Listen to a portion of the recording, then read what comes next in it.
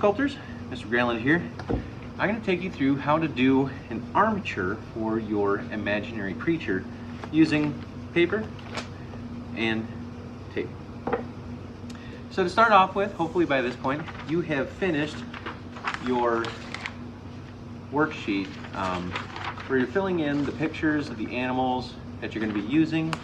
You're creating a sketch of the animal that you're creating. And you're filling this out completely. This is going to be your roadmap to making a great project. Okay? So once you have this done, we want to start to make our armature.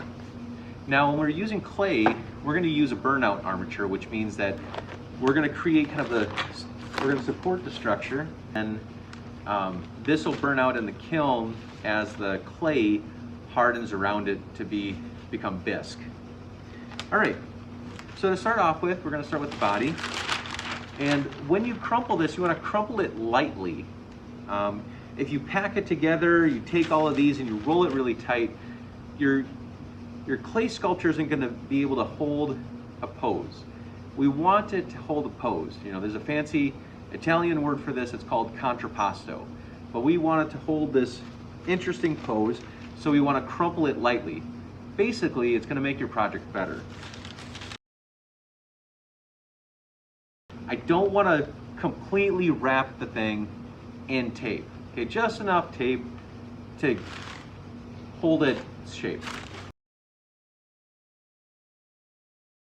This is going to look very abstract, okay?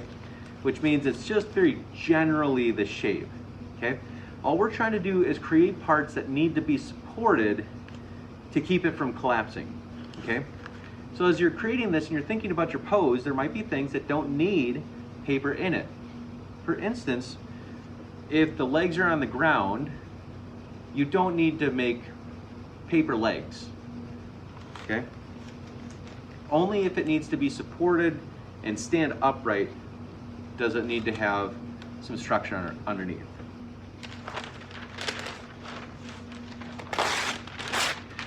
You're not always going to need a full sheet. Sometimes you're going to just need partial sheet.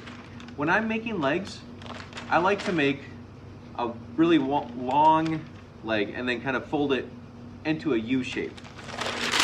Again, light crumpling.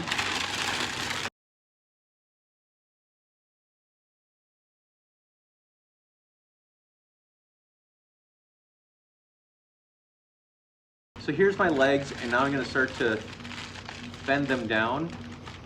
And the more pieces that I add onto it, the more I want to squish this and start thinking about its pose. What kind of pose is this going to have? And this is something that sculptors do all the time. They'll actually kind of, you know, get into the pose that they're trying to create. You know, maybe the arms up like this, and it's, you know,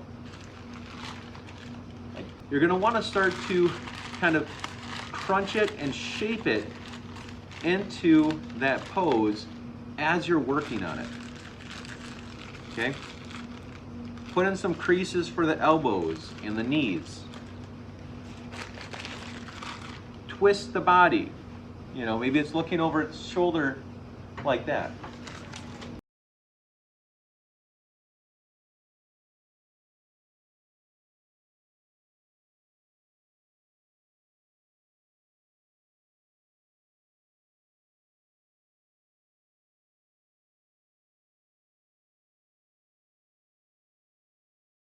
A couple of things about wings. Now, legs, they come out from the bottom of the animal and go down, okay? Wings will come out from kind of the back or the shoulder, and they'll come out. Now, because we're using clay, it has a tendency to break off.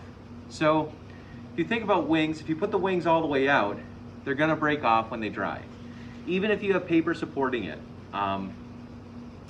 There's maybe some other options about how you can maybe make like a pillow underneath your wing and it could dry on that pillow. That would be a great idea. Actually, that's a great idea. The other option is to have the wing connected in certain spots. So if you have a wing maybe you tilt the animal so that one wing is touching the ground. That way, the weight is supported.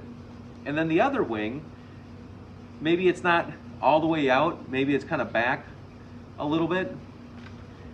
Maybe the way that you put the wings on there, they're not fully extended, they're more in towards the body, touching against the body in multiple places. That way the weight can be supported better.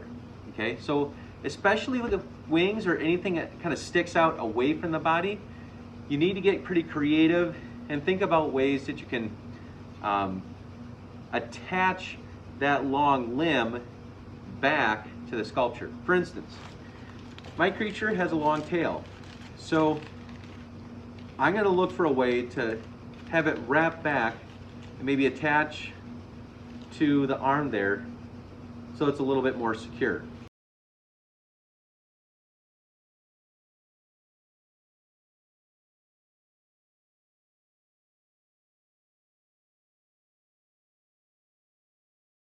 All right, now this doesn't look like much right now, but at this point, this is a good point to start covering it with the clay. So we're going to take a look at that in the next video.